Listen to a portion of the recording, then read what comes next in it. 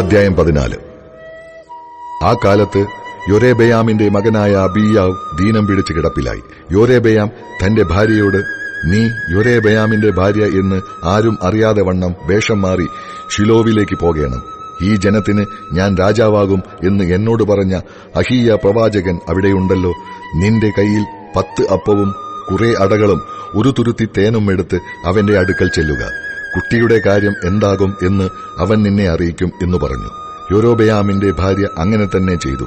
അവൾ പുറപ്പെട്ട് ഷീലോവിൽ അഹീയാവിന്റെ വീട്ടിൽ ചെന്നു. എന്നാൽ അഹീയാവിന് വാർദ്ധക്യ നിമിത്തം കണ്ണുമങ്ങിയിരുന്നതുകൊണ്ട് കാൺമാൻ വഹിയാതെയിരുന്നു.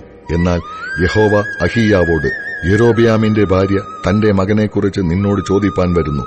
അവൻ ദീനമായി കിടക്കുന്നു. നീ അവളോട് ഇന്നിന്ന പ്രകാരം സംസാരിക്കണം. അവൾ അകത്തു വരുമ്പോൾ അന്യസ്ത്രീയുടെ ഭാവം നടിക്കും എന്ന് അരുളി ചെയ്തു. അവൾ വാതിൽ കടക്കുമ്പോൾ അവളുടെ കാലൊച്ച അഹീയാവ് കേട്ടിട്ട് പറഞ്ഞതെന്തെന്നാൽ, യൊരോബയാമിന്റെ ഭാര്യയെ അകത്തുവരിക. നീ ഒരു അന്യസ്ത്രീ എന്ന് നടിക്കുന്നത് എന്തിന്? കഠിനവർത്തമാനം നിന്നെ അറിയിപ്പാൻ എനിക്ക് നിയോഗമുണ്ട്. നീ ചെന്ന് യൊരോബയാമിനോട് പറയേണ്ടത് എന്തെന്നാൽ, ഇസ്രായേലിന്റെ ദൈവമായ യഹോവ ഇപ്രകാരം അരുളി ചെയ്യുന്നു, ഞാൻ ജനത്തിന്റെ ഇടയിൽ നിന്ന് നിന്നെ ഉയർത്തി എന്റെ ജനമായ ഇസ്രായേലിന് പ്രഭുവാക്കി. രാജ്യത്വം ദാവീദ് ഗൃഹത്തിൽ നിന്ന് കീറിയെടുത്ത് നിനക്ക് തന്നു. എങ്കിലും എന്റെ കൽപ്പനകളെ പ്രമാണിക്കുകയും എനിക്ക് പ്രസാദമുള്ളതു മാത്രം ചെയ്യുവാൻ പൂർണ്ണ മനസ്സോടുകൂടെ എന്നെ അനുസരിക്കുകയും ചെയ്ത എന്റെ ദാസനായ ദാവീദിനെ പോലെ നീ ഇരിക്കാതെ നിനക്ക് മുമ്പുണ്ടായിരുന്ന എല്ലാവരെക്കാളും അധികം ദോഷം ചെയ്തു. എന്നെ കോപിപ്പിക്കേണ്ടതിന് ചെന്ന് നിനക്ക് അന്യദേവന്മാരുടെ വിഗ്രഹങ്ങളെയും ഉണ്ടാക്കി എന്നെ നിന്റെ പുറകിൽ എറിഞ്ഞുകളഞ്ഞു. അതുകൊണ്ട് ഇതാ, ഞാൻ യൊരേബയാമിന്റെ ഗൃഹത്തിന് അനർത്ഥം വരുത്തി യൊരേബയാമിനുള്ള സ്വതന്ത്രനും അസ്വതന്ത്രനുമായ പുരുഷ പ്രജയെയൊക്കെയും ഇസ്രായേലിൽ നിന്ന് ഛേദിക്കുകയും കാഷ്ടം കോരിക്കളയുന്നതുപോലെ യൊരോബയാമിന്റെ ഗൃഹം തീരെ മുടിഞ്ഞുപോകും വരെ അതിനെ കോരിക്കളയുകയും ചെയ്യും. യൊരോബയാമിന്റെ സന്തതിയിൽ പട്ടണത്തിൽ വെച്ച് മരിക്കുന്നവനെ നായ്ക്കൾ തിന്നും, വയലിൽ വെച്ച് മരിക്കുന്നവനെ ആകാശത്തിലെ പക്ഷികൾ തിന്നും യഹോവ അത് അരുളി ചെയ്തിരിക്കുന്നു. ആകയാൽ നീ എഴുന്നേറ്റ് വീട്ടിലേക്ക് പോക. നിന്റെ കാൽ പട്ടണത്തിനകത്ത് ചവിട്ടുമ്പോൾ കുട്ടി മരിച്ചുപോകും. ഇസ്രായേലൊക്കെയും അവനെക്കുറിച്ച് വിലപിച്ച് അവനെ അടക്കം ചെയ്യും. യൊരോബയാമിന്റെ ഗൃഹത്തിൽ വെച്ച് അവനിൽ മാത്രം ഇസ്രായേലിന്റെ ദൈവമായ യഹോവയ്ക്ക് പ്രസാദമുള്ള കാര്യം അല്പം കാണുകയാൽ യൊരോബയാമിന്റെ സന്തതിയിൽ അവന് മാത്രം കല്ലറിയിൽ അടക്കം ചെയ്യും. യഹോവ തനിക്ക് ഇസ്രായേലിൽ ഒരു രാജാവിനെ എഴുന്നേൽപ്പിക്കും.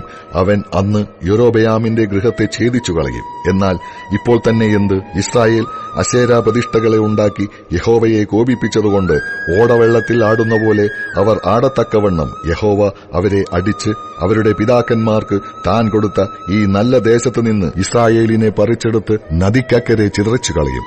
പാപം ചെയ്യുകയും ഇസ്രായേലിനെ കൊണ്ട് പാപം ചെയ്യിക്കുകയും ചെയ്ത യൊരോബയാമിന്റെ പാപം നിമിത്തം അവൻ ഇസ്രായേലിനെ ഉപേക്ഷിച്ചു കളയും. എന്നാറെ യൊരോബയാമിന്റെ ഭാര്യ എഴുന്നേറ്റ് പുറപ്പെട്ട് തിർസായിൽ വന്നു. അവൾ അരമനയുടെ ഉമ്മറപ്പടി കടക്കുമ്പോൾ കുട്ടി മരിച്ചു. യഹോവ തന്റെ ദാസനായ അഹീയ പ്രവാചകൻ മുഖാന്തരം അരുളി ചെയ്ത വചനപ്രകാരം അവർ അവനെ അടക്കം ചെയ്തു. ഇസ്രായേലൊക്കെയും അവനെക്കുറിച്ച് വിലാപം കഴിച്ചു. യൊരോബയാം യുദ്ധം ചെയ്തതും രാജ്യം വാണതുമായ അവന്റെ മറ്റുള്ള വൃത്താന്തങ്ങൾ ഇസ്രായേൽ രാജാക്കന്മാരുടെ വൃത്താന്ത പുസ്തകത്തിൽ എഴുതിയിരിക്കുന്നുവല്ലോ. യൊരോബയാം വാണകാലം 22 സംവത്സരമായിരുന്നു. അവൻ തന്റെ പിതാക്കന്മാരെ പോലെ നിദ്ര പ്രാപിച്ചു. അവന്റെ മകനായ നാദാബ് അവന് പകരം രാജാവായി. ശലോമോന്റെ മകനായ രെഹബയാം യഹൂദായിൽ വാണു. രെഹബയാം വാഴ്ച തുടങ്ങിയപ്പോൾ അവന് 41 വയസ്സായിരുന്നു. യഹോവ തന്റെ നാമം സ്ഥാപിപ്പിപ്പാൻ എല്ലാ ഇസ്രായേൽ ഗോത്രങ്ങളിലും നിന്ന് തിരഞ്ഞെടുത്ത നഗരമായ യെരൂശലേമിൽ അവൻ 17 സംവത്സരം വാണു. അമ്മോന്യ സ്ത്രീയായ അവന്റെ അമ്മയ്ക്ക് നയമ എന്നു പേർ. യഹൂദ യഹോവയ്ക്ക് അനിഷ്ടമായുള്ളതും ചെയ്തു. അവർ ചെയ്ത പാപങ്ങൾ കൊണ്ട് അവരുടെ പിതാക്കന്മാർ ചെയ്തതിനേക്കാൾ അധികം അവനെ ക്രുദ്ധിപ്പിച്ചു. എങ്ങനെയെന്നാൽ അവർ ഉയർന്ന കുന്നിന്മേലൊക്കെയും പച്ചമരത്തിൻ കീഴിലൊക്കെയും പൂജാഗിരികളും സ്തംഭവിഗ്രഹങ്ങളും അശേരാ പ്രതിഷ്ഠകളും ഉണ്ടാക്കി. പുരുഷ മൈഥുനക്കാരും ദേശത്തുണ്ടായിരുന്നു. യഹോവ ഇസ്രായേൽ മക്കളുടെ മുമ്പിൽ നിന്ന് നീക്കിക്കളഞ്ഞ ജാതികളുടെ സകല മ്ലേച്ഛതകളും അവർ അനുകരിച്ചു.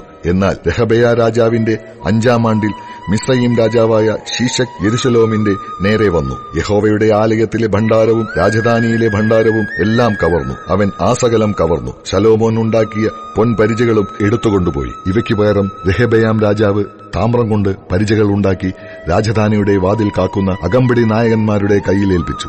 രാജാവ് യഹോവയുടെ ആലയത്തിൽ ചെല്ലുമ്പോൾ അകമ്പടികൾ അവയെ ധരിക്കുകയും പിന്നെ അകമ്പടികളുടെ അറയിൽ തിരികെ കൊണ്ടുചെന്ന് വെക്കുകയും ചെയ്യും. രെഹബെയാമിന്റെ മറ്റുള്ള വൃത്താന്തങ്ങളും അവൻ ചെയ്തതൊക്കെയും യഹൂദ രാജാക്കന്മാരുടെ വൃത്താന്ത പുസ്തകത്തിൽ എഴുതിയിരിക്കുന്നുവല്ലോ. രെഹബെയാമിനും യൊരോബെയാമിനും തമ്മിൽ ജീവപര്യന്തം യുദ്ധമുണ്ടായിരുന്നു. രെഹബെയാം തന്റെ പിതാക്കന്മാരെ പോലെ നിദ്ര പ്രാപിച്ചു. അവന്റെ പിതാക്കന്മാരുടെ കൂടെ ദാവീദിന്റെ നഗരത്തിൽ അവനെ അടക്കം ചെയ്തു. അമ്മോന്യ സ്ത്രീയായ അവന്റെ അമ്മയ്ക്ക് നയമ എന്നു പേർ. അവന്റെ മകനായ അബീയാം അവന് പകരം രാജാവായി.